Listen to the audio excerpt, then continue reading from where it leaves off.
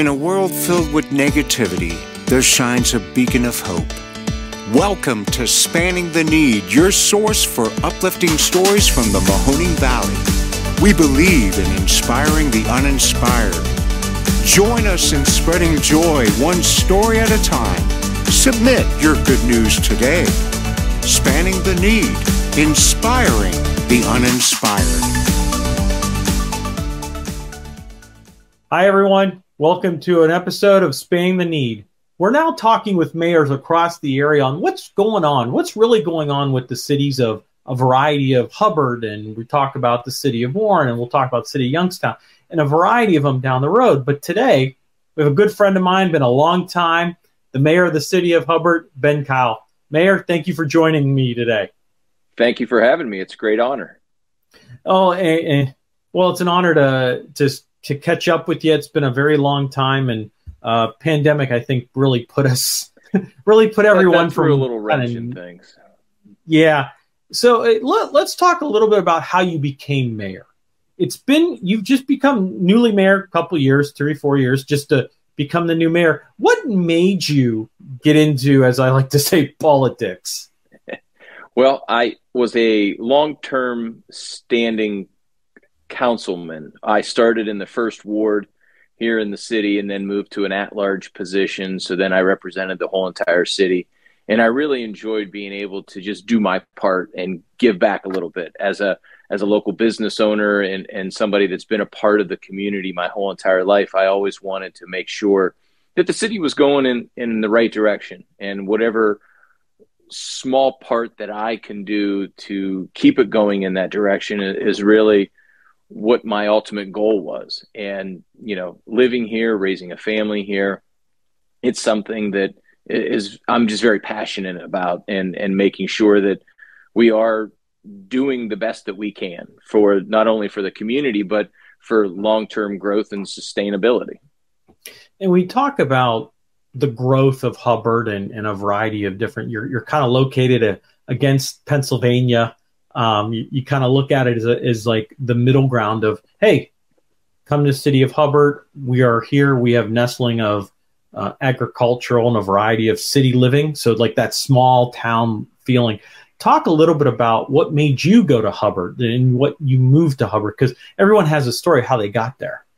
Yeah, it's I have a unique story in the sense that where it spans multiple generations of my family. So back in the 40s, my family lived north of Vienna, and they had a horse farm, and they actually owned the hardware store in Vienna. And eventually my great-grandfather wanted to change professions, and he ended up purchasing our funeral home, Stuart Kyle Funeral Home, from the last widow of the Stewart family that had it since 1850. So we then, as a family per se, my great-grandfather and my grandfather, they moved to Hubbard in the 40s, and they really were attracted to this small town, this feeling of being a part of a community, and obviously serving a community as a funeral home is a very unique thing in and of itself, where you are completely connected to a community. Mm-hmm. So we've been here ever since. My family, my wife and kids and I built a house here in Hubbard. So we made that long-term commitment as well over about a decade ago. And, my parents and my uncle and then my grandparents, the whole family has been here for many generations, serving the public and also just giving back as much as we can as well. And we kind of look at that you built a house in Hubbard.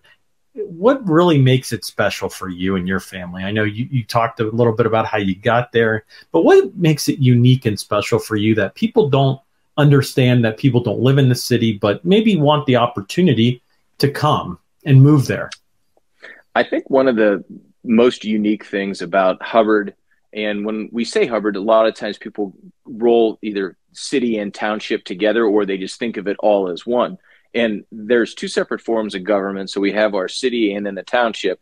The city is located inside, if you will, the box that is a big rectangle that is the township, and where we are in Trumbull County, we're up against the state of Pennsylvania, and we also border Mahoning County. It's a very unique place that you have all these different influences, but at the end of the day, it's a bedroom community in the sense that everybody knows their neighbor. They look out for their neighbor. They shop at some of the local stores together. They eat at the restaurants. We have a very large church community here in Hubbard where there's just a big sense of belonging, and this, I like to say, everybody knows everybody, and it's in a good way. It's like Cheers. Everyone knows your name. That's right. That's right. And they really care about each other. You know, if they see somebody in need or they have an issue, they know that we're going to work to fix it. Well, and you look at, and let's talk a little bit about that fixing part is, over the years, I mean, City of Hubbard's been the city for almost a couple hundred years. No, let me take that back. Over about 150 years or more. I mean, late 1800s, 1880, 1870 is kind of when it was kind of the City of Hubbard. And we look at that as aging infrastructure, aging projects. What are some of the initiatives and projects that you guys are kind of undertaking that will improve some of the quality of life in that area for your residents? We've made ever since I took office, and I affectionately call myself a pandemic mayor. I took office 1/1 of 2020. So as soon as we got a real not much honeymoon of things, the wheels fell off, and we had to rewrite the playbook. That, you know, obviously we're still here, and I'm just entering my second term. So it's a great feeling, but it was all rooted in this constant effort of improving the infrastructure and making those worthwhile investments that were going to not only serve the public in the current form, but also generations to come. Where, you know, sure, everybody can go out and pave a road, but are they strategically paving those roads where we have trying to improve lasting impact and do it based on a lot of engineers' estimates, not just, hey, we're going to go pave that road, or, oh, we might need to fix that, where we're trying to strategically improve a lot of different things. And the City of Hubbard's very unique. There's a couple communities in Trumbull and Mahoning County that are similar to us in the sense that we have our own water department, we have our own street department, we have our own wastewater plant, and we have our own electric department. So we are fully functioning and self-sustaining in that sense, where it sounds like, oh, sure, that's kind of commonplace. Well, it's really not. So we are constantly looking to make those improvements and get recognized by the state as well. A couple years ago, the governor's office worked to create a lead service line program, and it's called H2O Ohio. And the City of Hubbard was one of the first to receive money to replace lead service lines that were on private citizens' property and also in the public water system, the connections. And it all spawned from the major incidents that have been happening all across the country, in Flint, Michigan, and so on and so forth. So we were one of the first, literally the first round of funding that was approved through the governor's office in the state. And we also piggyback that with a grant that was received in a second round for the mapping of our water system. So identifying these older lines that, you know, when I grew up in a house that was built in 1908. So yeah, a lot of course, I mean, I lived in a house in Youngstown. Yep. Exactly. You're going to have this aged infrastructure that money was never on a state level pushed to make those improvements. It was always set on the local level where, well, you guys need to go and do that. Well, sometimes if you look at actual budgetary process and the cost of doing certain things, it's well beyond what smaller communities can take on as far as a major infrastructure project. And it's something that we're now rolling into another phase where we have a construction project that's going to start a full water line replacement on 2 streets that have had dozens of breaks over decades. And we got part of our ARP money that we received is going to fund that, and then also utilizing the Ohio EPA and some additional funds to replace 2 water lines on 2 streets that literally from start to finish. It's a major undertaking for a community our size to be able to go out and do that, because the self-sustaining nature of what a community is, and there's only so much money, and you have to be able to leverage that to make those infrastructure improvements. And we know that money is always an issue, no matter if you're a city, a township, or just the state of Ohio. And how do you make those efforts to take that money, like you talk about infrastructure? How do you help support local business, kind of stimulate the economy? Is there anything out there that helps local businesses in the city of Hubbard? I think that, one of the bigger things that we've seen is just having a reliable community, and the sense that we have a solid group of people that are providing excellent safety services, our utilities are reliable, and we're able to make sure that if there is a problem, people are able to get a result, get action to be done, where there's other communities that could be out there that they might have roadblocks in getting a project done. Yes, we are a landlocked community in the sense that, the township surrounds us, but over time, we've worked with the township and created one of the state's first JEDs, which works alongside a city and a township, and who provides the utilities and where some of the tax dollars go, where you are working jointly for a project. And we have that right along the Interstate 80 corridor. And we're always looking for expansion there and being able to provide every day.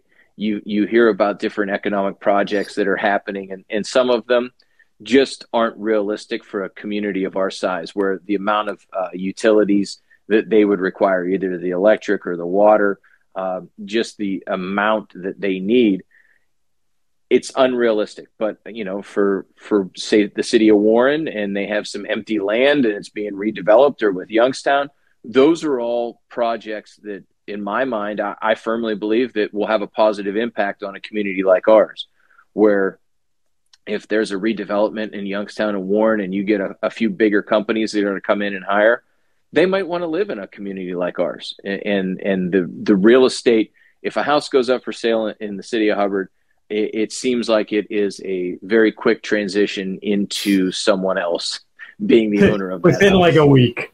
Yeah. And I think that's a testament not only to the city and to the stability that we have, but also our school system and our safety forces. So I think all that goes hand in hand to make life, that quality of life, something real for people. Well, and let's talk about that. And that probably one of the big things that no matter where anyone moves, they look at that public safety.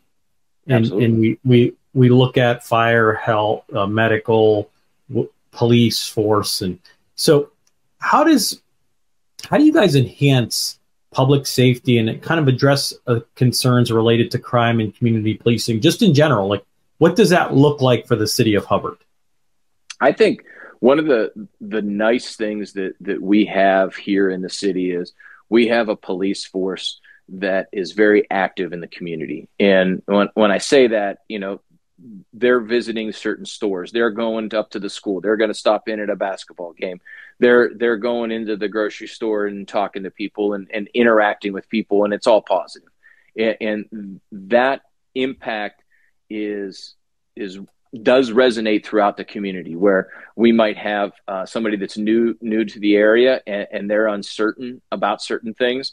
And, as soon as they meet some of our officers or the fire department, or just part of the city workforce as well, we always come back to this constant that we have, and that is always looking forward, always making sure that our community is safe, and being able to try and pull, new officers to our police department. As the workforce changes over, it's been very difficult. We have had officers that have had decades of experience, and it's time to retire. They want to go and enjoy life outside of the police department. And we've had a large changeover in our police department, and I'm very thankful for our police chief and our safety director and those people making the decisions, because we have been able to bring in a great younger group of officers here for the city that I think is really important, where we have both men and women out there talking with people and interacting with the public, and being able not only to keep them safe, but also to really relate to them for some of their issues. Have you guys had, like, we know that across the United States there's a shortage in police officers. Have you guys found that to be hard to hire, or is that something that you guys have really promoted to say, hey, we're here to help? We've tried a lot of different ways, working alongside our local news channel, the police academies, the Youngstown State and Kent State, and really tried to open everybody's eyes that we were hiring and what a great police department that we do have. Absolutely, it's impacted us. We've done a number of different tests, where the civil service test to become a police officer, and we've done them where we're trying to hire one person, and years ago you'd get, say, 12 to 24 people apply for that position. About a decade ago, you'd get that massive bump. You would get massive rush of 30 people or 15 for one. Right. Now we're really excited when we get 4 to 5 apply, that you hope that somewhere out there you find the right mix of people, and we've been very lucky. As hard as it has been to hire, we've been very lucky with the decisions that we've made in the last few years. And we talked a little bit about challenges at your size. You're roughly between 7 and 85,000 people, 100 for the city of Hubbard. What are some of the challenges that occurs that comes with that, with the city? Because a variety of, no matter what city or township, you always have challenges. Absolutely. So, you always have a influx of different people moving in and out of the community. And one of the things that we always try to do is to make sure people know who to call when they have an issue. And sometimes it gets a little, lost in translation, in the sense that you might miss somebody, but we try to keep that constant flow of information. And we multitask to do that. So it could be myself, it could be my assistant, it could be our service superintendent, it could be anybody and everybody, where we're pushing out the information. A community like ours, you don't have a specific job title for each thing that everybody does. Everybody's all on board, all hands on deck, trying to make those things a reality. One of the real simple equations that when I talk to people and we have these discussions about smaller size cities, when the federal government first implemented the CARES Act, which then followed up with the Build Better America and the ARPA money that was allocated, we first were originally getting $1.5 million for our city. Then that got slashed in half to $775,000 when the state legislature got involved, and they made some adjustments where not every community was getting something, whatever it might have been. Right. Some townships weren't even included, and then they kind of went back and fixed some of their errors. Well, we were one of the ones that were hit the hardest, because we had $1.5 million. And originally it was for broadband, it was for water and wastewater infrastructure improvements. When I first found those pieces of information, I was ecstatic, because I knew that we'd be able to do a water project and a wastewater project for sure. Well, then the money got cut. To no fault of ours or to any other community, we then got down to $775,000, which for this water line replacement project right now, that's half. That's a down payment. Pretty much in the sense of what we're doing. When you compare that with what the city of Youngstown, what the city of Warren got, they received transformational amounts of money.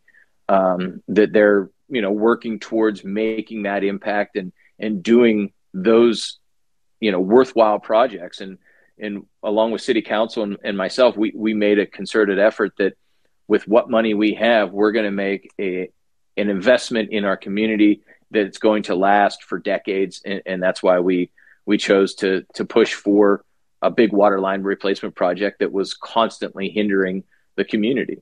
And, when you even talk about what the county did with some of their money, they did something that was so smart, where they took money and then funneled it into the Valley Economic Growth incubators and things like that, where they were organizations that would manage some of that money for those small businesses, where they could go and, the one right here on Belmont Avenue, where they received $1 million, and they were able to funnel that out into grants to small businesses, where somebody said, listen, I got kicked out of I couldn't pay the rent. I, had to transform everything. They were able to go there and get that assistance and be able to make those investments in their businesses. That it all stemmed from that federal aid that was divvied out across the country. Well, we look at it like you said, you mentioned Youngstown, you mentioned Warren, and with those development plans, it's hard to really from that is just to understand, like, people don't maybe not understand the real process it goes through for projects.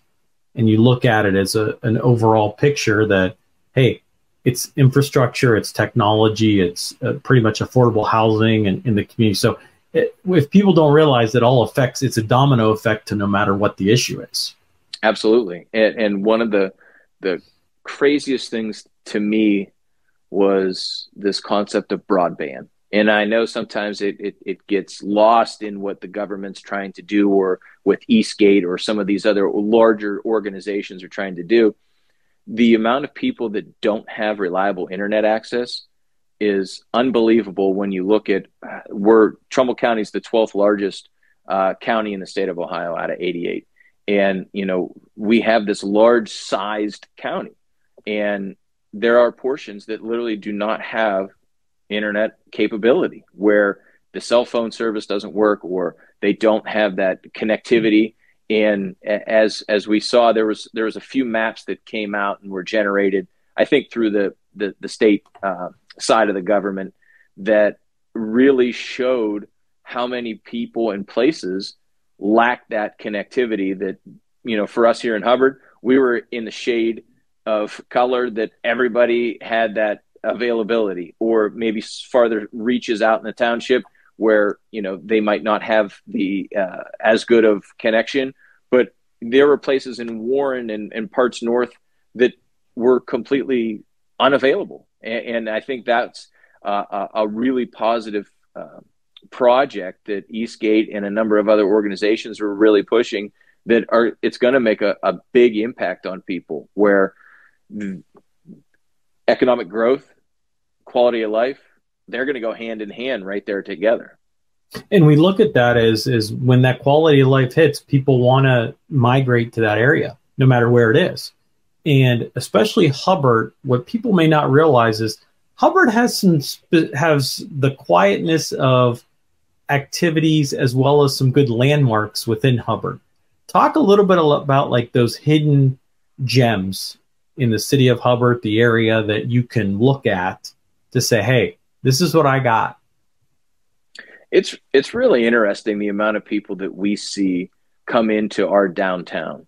And a few decades ago, it went through a downtown revitalization project. And, we have a lot of small businesses and a lot of real quaint shops and mom and pop stores and businesses that operate. And they're able to operate because you have foot traffic from people that are just walking, in the community. And then also these larger events that are held. We have a group of people that have really pushed for these shop small events, where we have the brick and mortar events and also pop-ups. We have a city park called Tiley Park right in our downtown area, that we have a farmer's market during the summer.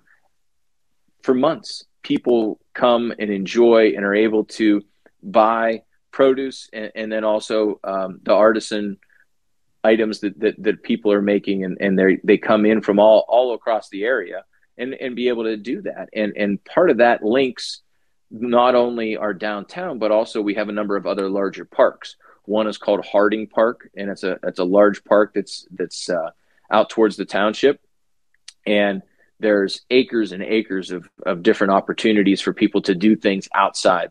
That there's ball fields there's volleyball, there's walking areas, there's different recreational activities, there's pavilions, all these different items. There's a bocce court that's there, and there's a bike path right on Route 616 here in the center area of the city that connects that.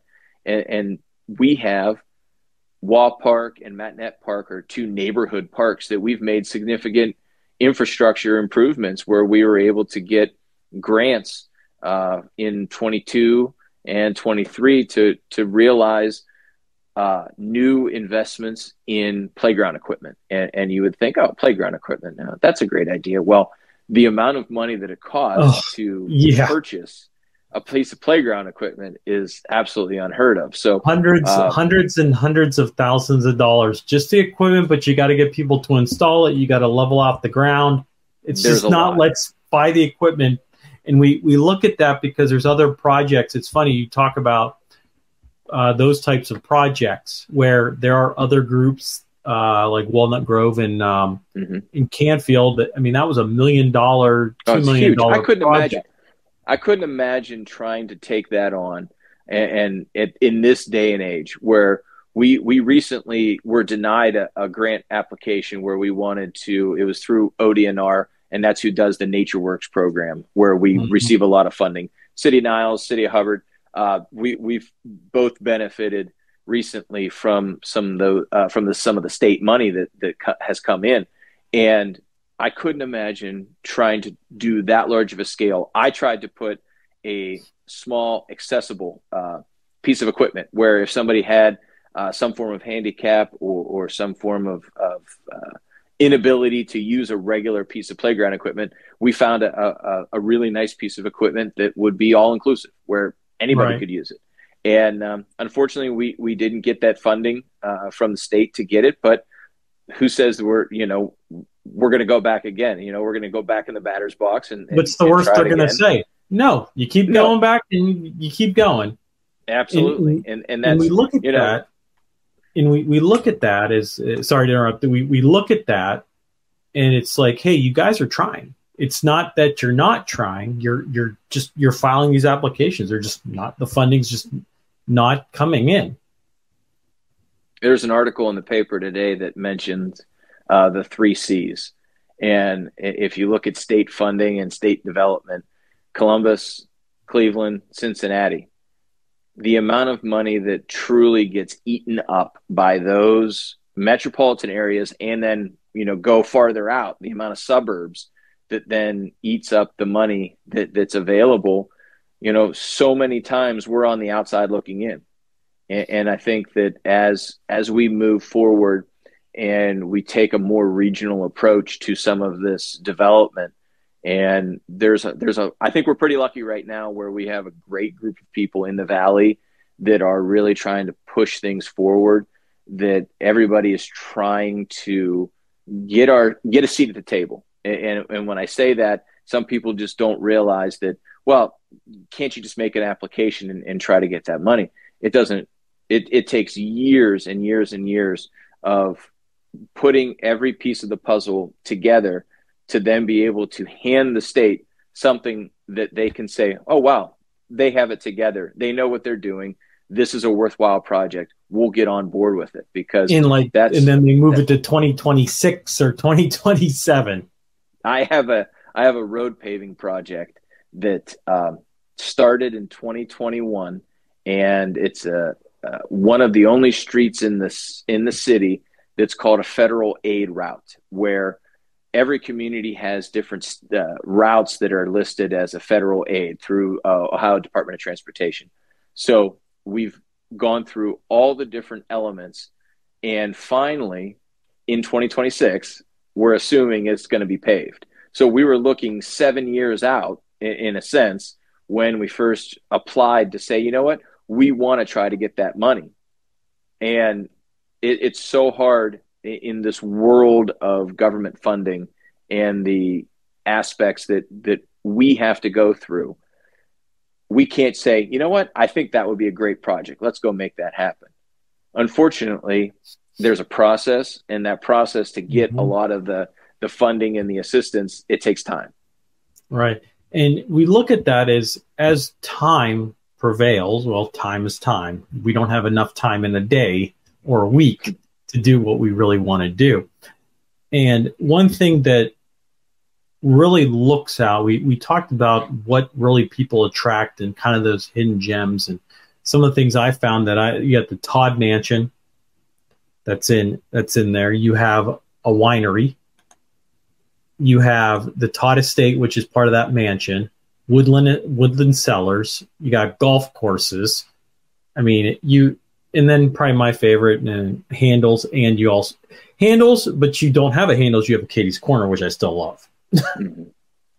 Yeah, it's pretty neat when you have a lot of these small businesses where we have a cigar shop here in Hubbard that brings in people from all across the area, where it's a really great, unique place that people can come and gather and talk. And they have the winery right next door, Woodland Cellars, where they're able to get food brought across, and then Caddy Corner from that's even Webb's Ice Cream, another small little place. And then we have a generational candy shop, Madros Candy, where they've been making candy since, for decades and decades. You're making me hungry, Ben. You're making me hungry. We have Hubbard Music and multiple local flower shops, and all these different restaurants and places. We still have a furniture store, and it's pretty neat that you could park your car and walk up and down just a little area and be able to see and experience so many things, just as a small town you would expect it to, in the sense that exactly it's a warm feeling. Well, and we finally what message do you have for the residents of the city, like as you move forward into the future?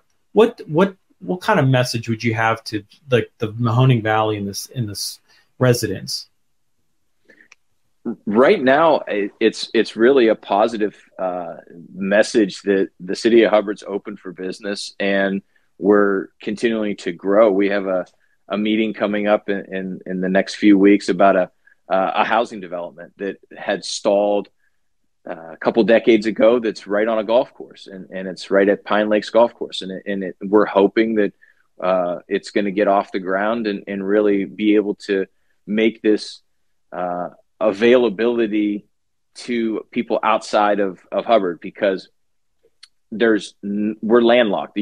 Hey, there's a new development. Well, it gets sold out, and then there's nothing available. Or people say, well, I don't really want to do a fixer upper house. I want to try to find something else, or a condo or villa for those residents that are up in years, and they're towards the end of their working life, or they're already retired, but they still want the feeling of being in a nice, safe community. We have some pretty exciting things that are on the horizon that are specifically tied with housing development, and it's nice to see, because Austintown Township, Howland Township, out in Canfield, or up in Cortland, or Bezetta Township, all these different places are all fighting for that same development. Well, where there's only so many new houses, or there's only so many developers, or there's only so many people that are looking for a certain sized house. And, I think that our community here, with the proximity of Interstate 80, with the proximity to Pennsylvania and 376, you have a majority of transportation options all right here within just a couple miles of each other. You could be to downtown Youngstown in less than 15 minutes. You could be to downtown Warren in about 30 minutes. And it really gives a lot of opportunities for people that maybe want to spread their wings, in the sense of having some more land. And I'll do a plug for the township as well. We have Hubbard Township, where sure, you can go, and if you want 30 acres and want to do a little farming, you can go right ahead and do it. Ben will help you buy your stuff for you. Absolutely. Yeah, we're always we're always looking to make those improvements that really bring, not only keep everybody that have their investment here in Hubbard, but also, when they talk about our community, they say, I really don't have anything that bad to say about the community, and they're trying really hard, and we're trying to make sure that we as a city, we operate fiscally responsibly, but also we're going after those bigger ticket items where we're trying to make those generational impacts and hopefully be able to, get a new park or make, those investments on playground equipment, or we're trying to bring in another bigger business that is here within the city that's going to help us with income tax generation, but also employment for our residents. Years ago, I would remember this. I had a neighbor, he walked to work for 30 some odd years. And that's what it was. He would walk to the manufacturing area of the city and he walked home. And, if in today's society, that's really not an option, but we do have some good opportunities on the horizon that I think, once you have Lordstown and you have Warren and you have Youngstown and some of the development for the Voltage Valley and some of these newer additions that we have coming, they might say, you know what, I really don't want my business to be right there in all that congestion. What's just a couple miles away? And that's us. And that's where we're forward thinking in a sense of new transportation options and infrastructure that could be a reality with Interstate 80. We have 34,000 trucks a day, semis, that pass over our connection here in Hubbard. And it's just when you sit and think about that, there's a lot of opportunity for businesses to get their product to market right here in the valley. Transportation hubs. Yep. If you look at it that way, or FedExes or UPSs or any of those types of hubs that really need that space, Absolutely. That don't want to be congested, but still want to be within that region of area. Absolutely. And I think that's part of our process to making sure that we're marketable, because I had a discussion a few months ago, a company wants to relocate one of their hubs closer to their Cleveland, Maine facility. And we had talked about it, and they came and looked at Hubbard, and they, might have a place in mind, but they just said, we like how if we brought some of our employees here, the feel and the absolute small town feel that comes with Hubbard, but also the fact that they could jump on 80 and they could be back to Cleveland in 60 minutes. Yeah, pretty much.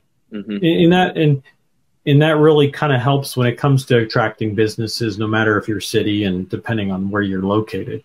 And I appreciate your time, Mayor. I know you've been busy, and I know Absolutely. It's been a busy week and everything like that. And let me throw some fun questions at you, which those weren't fun, but sometimes I'm told that these more questions are challenging, which I'm still trying to figure out how, but we'll go from there. So I'm just going to kind of rapid fire a couple questions. And like I said, it could be personal. The answer can be personal or business, Sure. Your call. So what's your best accomplishment?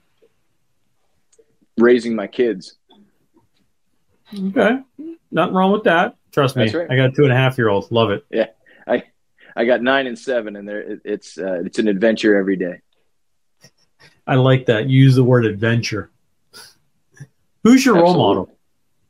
I'd say my family. A little bit from everybody. Okay. Last question. If there was one person you'd want to meet, past or present, who would it be and why?